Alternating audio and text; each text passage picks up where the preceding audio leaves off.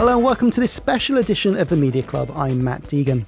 If you spent any time trying to make digital radio happen in government, in a regulator, at a broadcaster or at a network, you've probably asked yourself the same question. What does good policy actually look like? And who's already figured it out? Well, WorldDAB has just published the DAB Public Policy Toolbox, a new resource designed to help markets at every stage of their digital radio journey make better decisions faster. And I've got two people who are the best people to explain it.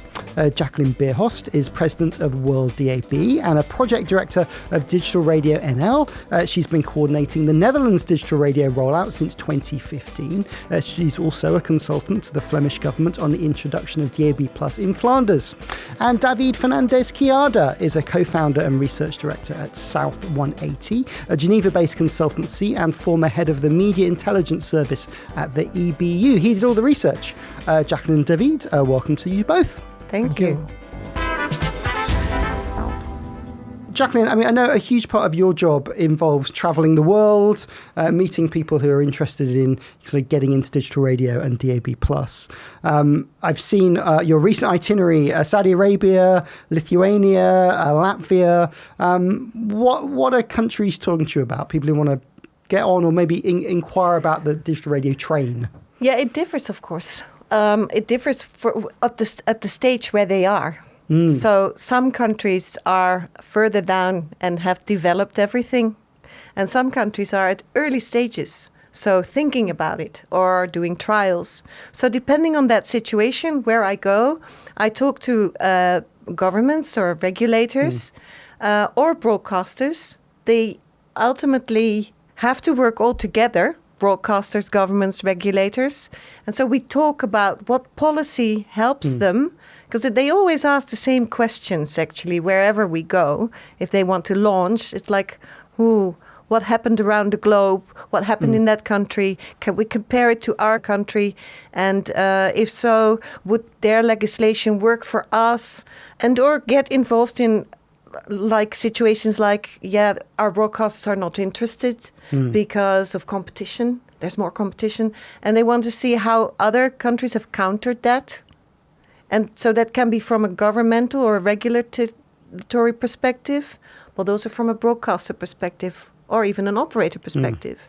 I mean, there's a lot to worry about. It's a big change for countries that haven't got digital broadcasting, and they've existed in a world that might have been sort of frozen in aspic for quite a while. You talked there about kind of working together. Some countries got ways they already work together, and others that they've never needed to.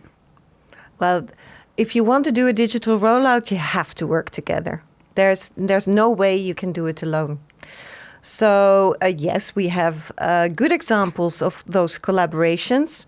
And that started in the UK with Digital Radio UK back in the days when it was new. And we have a digital radio in the Netherlands.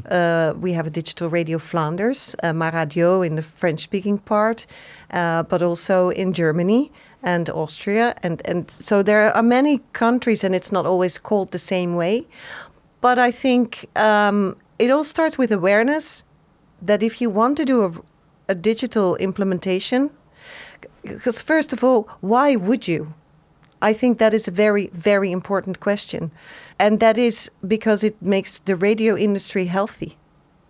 And that's a very big reason why you need to talk globally about this and do all of the same thing. When you're radio and when you're governments, you better, you have spectrum. We need to agree on that, on how to do that. And then make sure it's being embraced and that broadcasters and also listeners ultimately see the benefit for it to them. Because if you don't see a benefit, you feel like, no, I keep it the way it is. And there's, of course, IP. And then you think, well, FM is really important and IP is there. So and there are many reasons why. WorldDAB's obviously been around quite a long time and has helped countries all over the world join digital radio and DAB+. I know there's the book, Les Sables, kind of ebook that's kind of on the website and people can read that. Why the toolbox and why now for the toolbox? The book from Les is more like technical and implementation perspective. And this toolbox is more from a policy perspective. And it helps, as I said, governments and regulators, but it also helps broadcasters to become aware of, okay, do I want this? And if I want this, what do I want from my government to support me, to support this industry, to keep broadcast radio healthy? And so there, it's an inspiration for that. So I guess, it's very, very helpful for government and regulators. Potentially, if you they're not going to be radio experts. Sometimes they're working across all media or economic divisions of different governments. But I suppose, is it useful for broadcasters to sort of see what the governments are being told, or help to understand their perspective as well? Yeah, well, what I've seen also in the Netherlands and in other countries as well, as broadcasters, you have FM licenses. Sometimes they're very expensive. The antennas and the power usage, really expensive. So you're not really waiting for another digital broadcast technology to pay dual costs and have simulcasts. And so what's in it for them is that they can find examples, but you can tell more about that, on how other countries have solved that to make it, if it's solvable, and it's not always, but to be an inspiration on how you can make the legislation supportive to the radio industry. What I never believe is that a government or regulator should write something without consulting the radio stations. They have needs. And it is a healthy, beautiful, and very important industry because it connects listeners to your culture, to your language. It's there for emergencies. It's very valuable for listeners to have broadcast radio and not become dependent on internet only. So in that case, you can say, hey, if I go digital, ultimately it will be cheaper. It's not all about a switch off is the only aim. All those things are in there. And so you learn that it's not like, oh, but then I need to switch off FM and I have to have a date. No. Success comes in different forms. Jackie said something fundamental. The day you switch on your DAB transmission, you have already paid for the new content, for the new people, the promotion, and probably you have paid in advance those transmission costs. And you still have zero euros or pounds of revenue in advertising, right? So you have this initial cost, and of course this can lead you to have more channels with more ad inventory. So eventually this can you can get that money back and make more money. And I think that we have good examples, for example, here in the UK, but that takes time. So you really need to be prepared to have that period where you will be basically putting money into that and be prepared and have long-term planning and thinking in the long term. And with the all uncertainty that we have in media markets, you can understand that is complicated. And I think that justifies that in some cases, regulators and decision makers can intervene to help those industries. I think a lot back to the beginning of my career, did a lot of digital radio work, and we had just those questions. This was the beginning of the noughties, investing this money, building out these networks. Is it going to work? People inside the company being excited, and also maybe some other people that not so excited. And there wasn't really anybody to look towards because it was kind of one of the first countries that was doing DAB. I guess one of the benefits now is there are lots of countries that have DAB around the world. Which countries are starting to look at it? I was reading some notes, and there's trials in Kenya, I think, at the moment, and Indonesia, things happening in Indonesia. Thailand. So what's going on? Who's doing what where? Well, we know there's this backbone through Europe. We know that DAB is implemented in many countries in Europe, which is a good thing. But we also see outside of Europe that there's a lot of interest, and that's in Africa, and Kenya being one of the countries with trials. But also, for example, Saudi Arabia, that has expanded through more national coverage and roads coverage. Greece, with more coverage, and Indonesia with RRI, the public broadcaster, Thailand with tests, with trials. So what we see is that 1/3 of the world, in one way or another, is involved in DAB+. And I believe scale is very important. It is because of the heartlands where we listen to radio like cars. If you don't have scale, there's no car that's going to carry DAB in the front of the dashboard, It's about 60 countries are involved in DAB one way or another, so 1/3 of the world. And so for WorldDAB, what's WorldDAB's job in all of this? Is it to be a cheerleader? Is it to do, I guess, things like the toolbox? What are you all there to do? Well, we are a global forum with members, and those members consist of broadcasters, operators, car manufacturers, so various types of, and we have 1,600 experts within our group.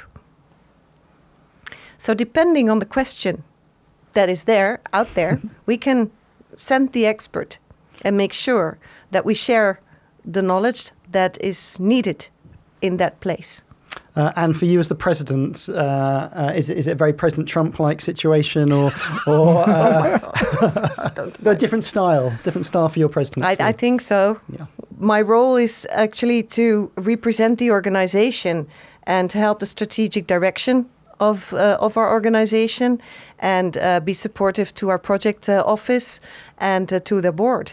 So I just love doing anything from sweeping floors to being a cheerleader to the strategy. And I'm very much involved. With this, David, the heavy lifting for the research probably fell to you.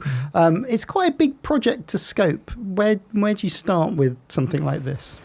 Well, actually, you start as you do with always with research. You need to ask people. In this case, of course, we have lots of stats that WorldDAB has been collected for many years, also in different countries.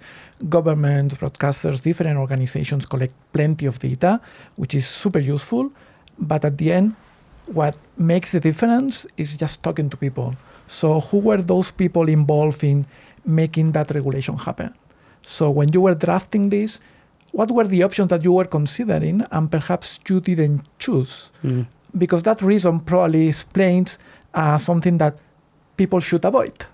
So these kind of things, what we did together with WorldDAB, we looked for experts in different countries in different stages of development. Of course, in Europe, we have countries that have already a long journey and they have a lot of experience on that, so many of them come from those countries. But it was also super interesting for me to talk with people in regulators in Asia or African countries. Their realities sometimes are very different, and things that may work in Europe may not be really useful in those countries. So really talking with people was like the trigger to go a step further beyond what we usually read and hear about deploying WorldDAB. So talk us through what people will actually get in the toolbox. What does it cover? Well, the toolbox actually curates a series of policies that have been useful in different countries to launch DAB and rolling it out in a way that is efficient and that eventually reduces uncertainty, because I think that uncertainty is like the main obstacle in these processes. And by doing this and being more efficient, at the end, this also means money, because this means that perhaps your simulcast will be shorter or your investments will be like more efficient. So actually this policy translate into actual benefits for the different stakeholders involved. So we look into these policies more at a strategic level when you are planning or considering what you have to do on one side. We look into the different conditions that you can include in the licenses to make this happen. Obviously, we have to look into transmission, into distribution. We are talking about a distribution technology. And then finally, we look into receivers, because without users, without listeners, this makes no sense. At the end, is also for them. And with all this together, we also put together some strategic recommendations. If you are to launch or to review your policy, consider these elements, because these things, based on the experience of other guys, have been super useful to them to make good policy. So let's talk policy. Give me some examples of some interventions that countries have made, or what are some good things that people could use in their country? One of the interventions that I like the most is the European Electronic Communications Code. This was a policy, a European directive that mandated a digital radio tuner, a broadcast tuner, in all cars sold in Europe. This was approved in 2018. This was mandatory from 2020. And we can see the spike of new cars sold with a DAB tuner in the stats. And it's amazing. We have done some calculation. We have crunched the numbers for this report. And without that regulation, right now, at the European Union level, would be 30 million cars that today are equipped with DAB that would not be in the market with that tuner. Because I think if you're a country, you were talking earlier about starting with 0 receivers. I mean, that sort of intervention meant that a lot of countries in Europe weren't starting with 0 receivers, and a lot of the cars already had it. Exactly. This is a very good example. In the first countries launching this, in the pioneers, I remember UK, Norway, Switzerland, there was a lot of conversations about, okay, people are buying their radio sets, they are replacing them, but cars, it's difficult. On average, a car in Europe is more than 10 years old. So the natural replacement cycle takes time, more than a decade, right? Right now, the situation is different. Many countries launching already have millions of devices literally there available for the listeners. And actually, I believe that this has been actually a trigger for some countries to actually launch DAB+. So I think it's a good example of a policy that costs, let's say, 0 money to the government. Yes. And just, of course, this has a cost for manufacturers. This cost passes to consumers, but it's really a minuscule fraction of the price of the car.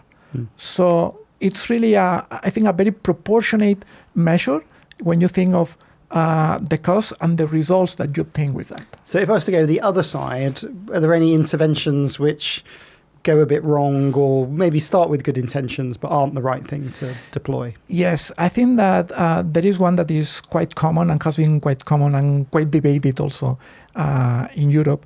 That is that initially many people thought, okay, we have digital radio, so we can have like more radios here, so we can add diversity, new content, and new players, right? Yeah. When you think on paper, that makes a lot of sense, right? The reality that we have seen in many markets in Spain, Czech Republic, Poland, France, is that when you have some already leading players in FM, and you tell them, and Jackie already mentioned it, okay, now we are going to move to digital radio, and then there are going to be like new guys actually trying to get your part of the advertising share. We're going to make you spend loads of money, and we're going to bring in loads of competition. Exactly. Well. Yeah. So it does not sound like a very appealing proposition, So I know that in Australia, they sort of divided capacity with existing players to start with, didn't they? Yeah, in Australia, for instance, there was for 6 years, a moratorium on new players. In Spain, they didn't do this, and then they were like stuck for 25 years. And now they have recently restarted the process with a different mindset. But also, we have the example of France. In France, also the leading commercial broadcasters and even the public broadcasters were a bit hesitant to move to DAB+. But then when licenses were launching nationwide, 15 out of the 20 licenses were for those commercial groups. So now those commercial groups have the possibility to expand their offer, to launch new brand extensions. So they have like new ad inventory to add to what they are selling. And also in the case of the public broadcaster, they have been able to extend the coverage that they had for some radio stations that were more focusing on big cities because there were not enough FM frequencies available. So now they have been able to complete that. So in that way, they can deliver more public service to the audiences. There's a stick and carrot sometimes, isn't there, with this? Indeed, definitely. I know that in the UK, a lot of analog broadcasters got their analog licenses rolled over if they went on to digital radio. So there's always a variety of different things. That example, I think, is very interesting because, and we suggest that you can link the digital and the analog licenses because, of course, FM, when you are starting, is your cash cow. Many commercial companies are making lots of money in many markets still with FM, and then you can tell them, okay, you can renew your license, which is basically the asset that allows you to make that money. If you also invest in some new digital radio services and pay for some coverage and for some promotion, whatever, and you say, okay, that's a small cost for the privilege of having this. Okay, I will do that. But then you need to be smart because there is a point in the whole process in which you have to delink them. Because by doing this, when most of the people, most of the audience are already in digital, you may want to shut down your FM because at that point it's mostly cost more than additional revenue.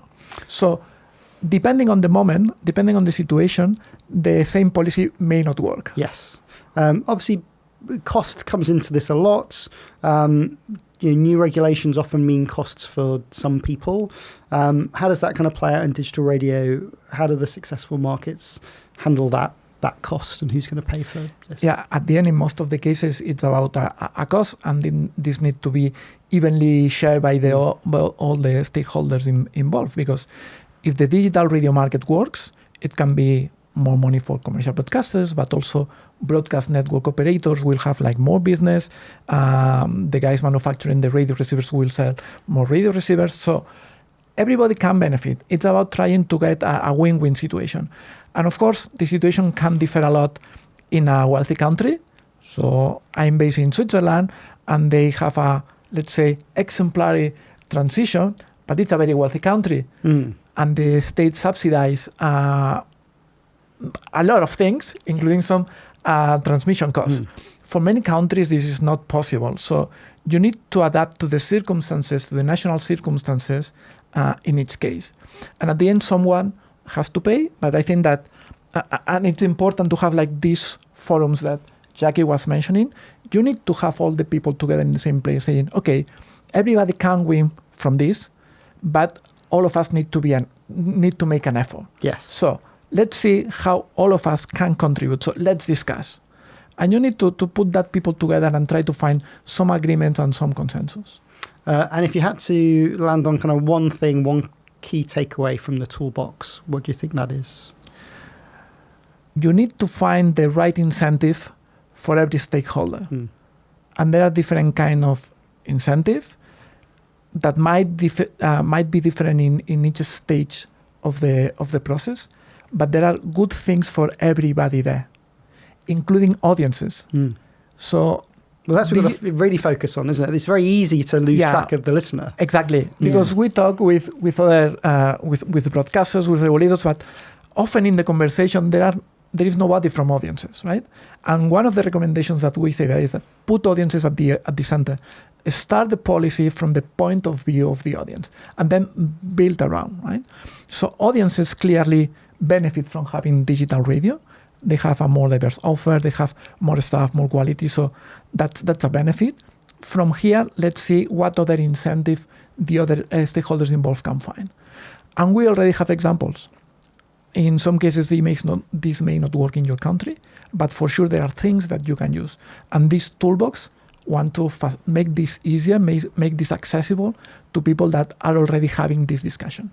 So Jacqueline, put yourself in the shoes of a regulator. They've got the email, they've seen it on the website, they download the toolbox. Where should they start? What should they be thinking about? Well, that depends on the phase where they are. Are they thinking about a trial? Then they have to make sure that spectrum can be used and that it can be handed out for a certain period of time. So they need to look up in the toolbox, hey, where can I find examples of that? But if they already have a trial and they want to do a real rollout, then they have to have legislation on that rollout, what's necessary for that.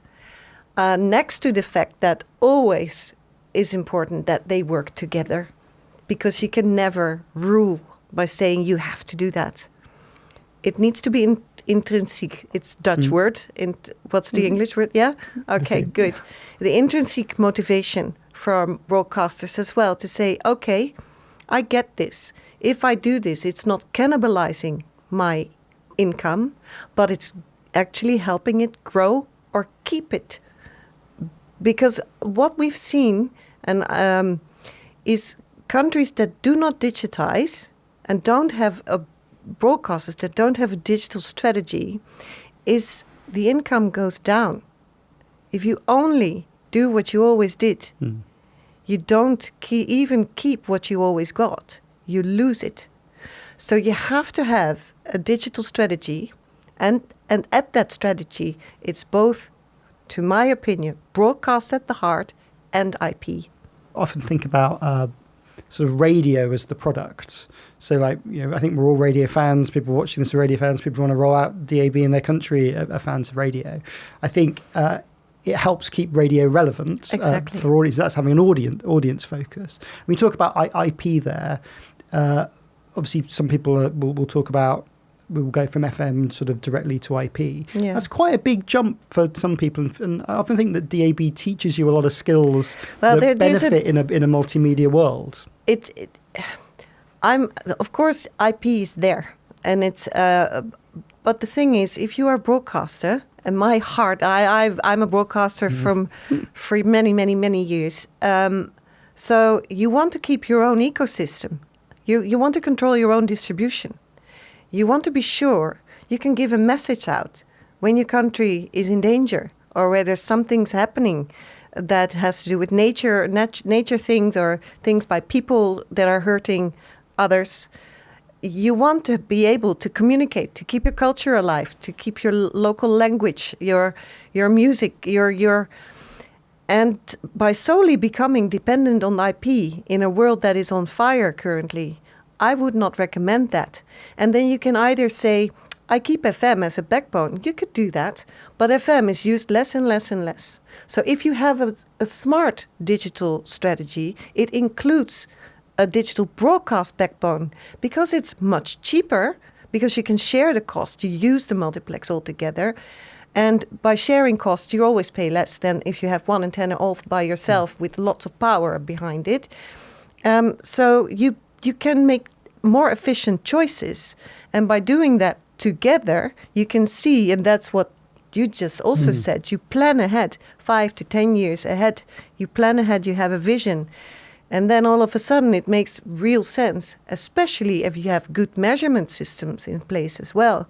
Because if you can measure and you know how people are listening through FM, DAB, IP, we changed our measurement system, for example, in the Netherlands, and that's also done in Nordic regions. So you can have much more wealth on figures. And that means that you stay relevant and you don't get irrelevant because you have a very outdated measurement system and people don't really believe the way it's reported, or it's too complicated for the media agencies to plan, with their...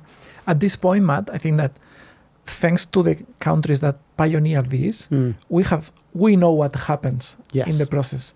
We know what we can expect if we launch now. We can learn from the mistakes that others had.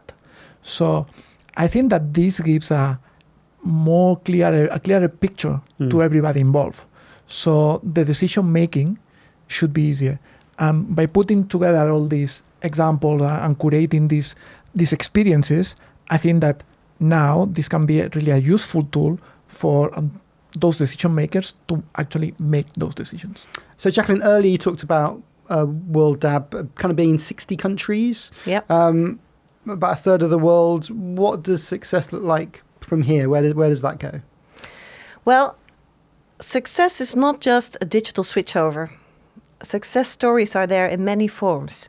And we talked about that a lot in our steering board as well.